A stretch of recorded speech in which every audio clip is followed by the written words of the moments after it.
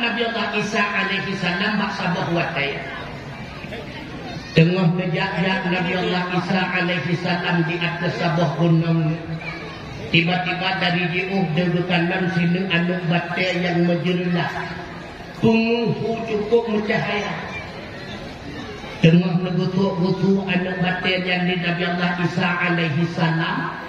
Tiba-tiba anak batainya teplah dua. Tiba-tiba teplah dua.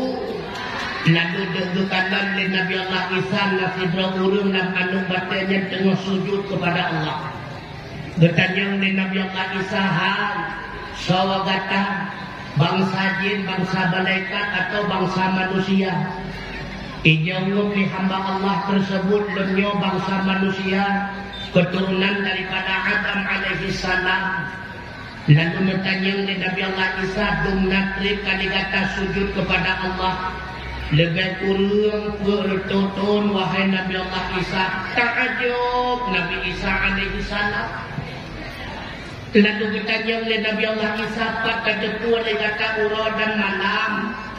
Ya Nabi Allah Isa, ulun tuan lebih secret tungkat oleh Allah Ta'ala di dalam anak batainya. Bila mana warna tungkat tersebut berwarna biru, itu menandakan berarti sudah siang hari. Tak kala tungkat itu berwarna hitam, maka menandakan itu masuknya waktu malam. Pane makanan ligata dan minuman. Ya Nabi Allah Isa, bahwa ulun tuan gerah neputebit ia di Allah daripada tungkatnya lebih memeh daripada madu, lebih lemak daripada susu.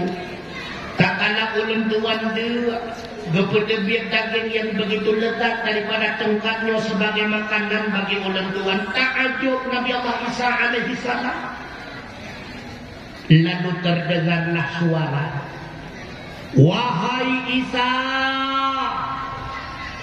yang hamba ulun tuan lakukan demikian yang dalam seberapa. Walau dianya telah bersembah sujud kepadaku selama 400 tahun, tetapi ketika umat Muhammad bersujud satu kali kepadaku, imbalan yang aku berikan kepadanya jauh lebih besar daripada hambaku ini telah bersujud selama 400 tahun. Masya Allah. Tiga kita nyota sujud kepada Allah ni metua akan lebih imbalan dan balasan di Allah melebihi daripada hamba metua tersebut bertutun karena sujud kepada Allah.